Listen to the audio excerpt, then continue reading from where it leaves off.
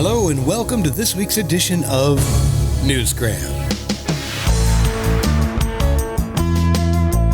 If you or someone you know is on the precipice of a major life change, then I invite you to keep listening.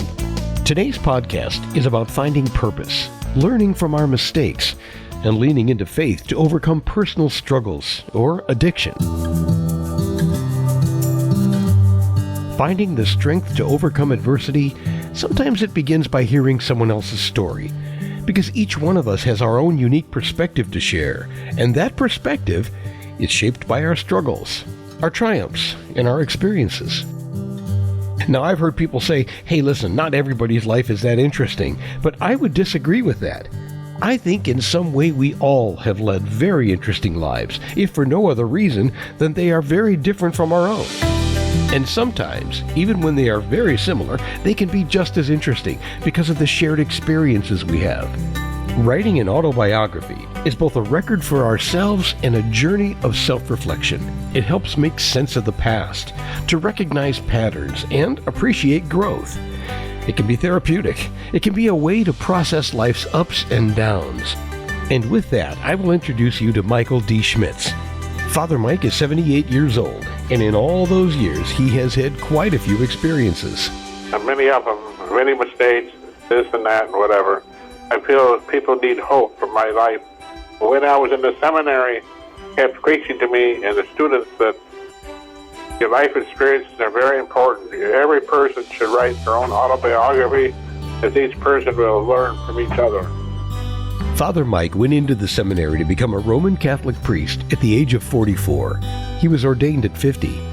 He's got a new book out now, and it's called Higher Power, My Life of Service, and it's dedicated to his mother and father, Leo and Elizabeth. So, why did he write this book?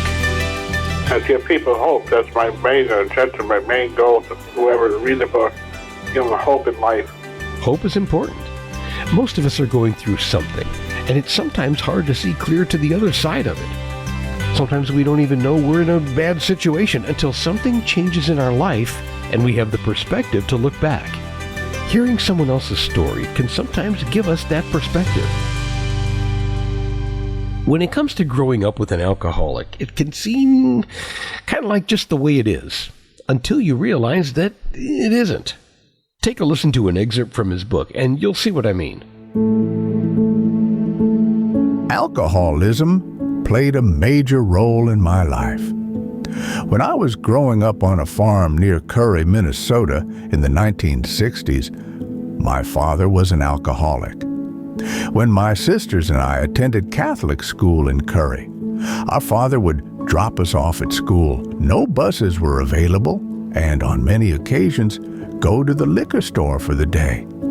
After school, my sisters and I would have to walk downtown to the liquor store and wait for him to leave the place so we could all go home. We had to stay in the family car because in those days, minors were not allowed in the liquor store. When there was no school, he would leave the farm at about 2:30 to go to the bank. Afterward, he would go to the liquor store and have several beers until late at night. Our mother would send one of my sisters or me with him to make sure he would get home safely. This was the atmosphere in which I grew up, and in the 1960s, there was little help available. My family was in disarray.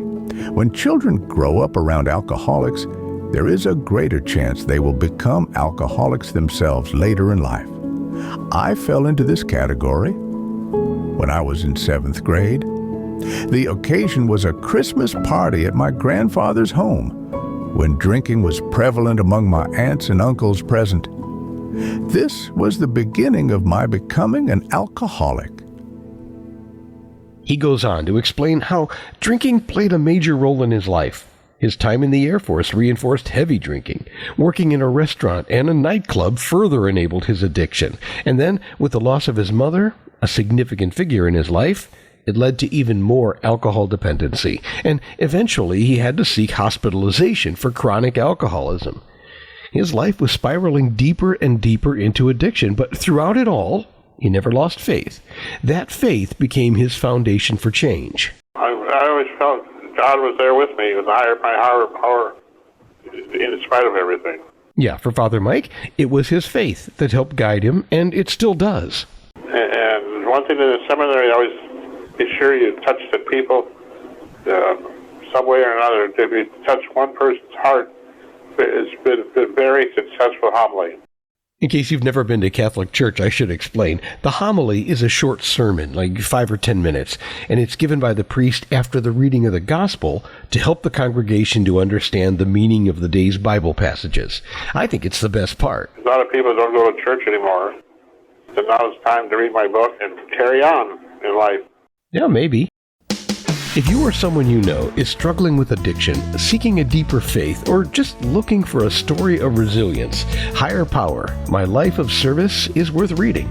You can find it on Amazon or Barnes & Noble or pretty much anywhere you like to buy books. Check the link in the show's description for more.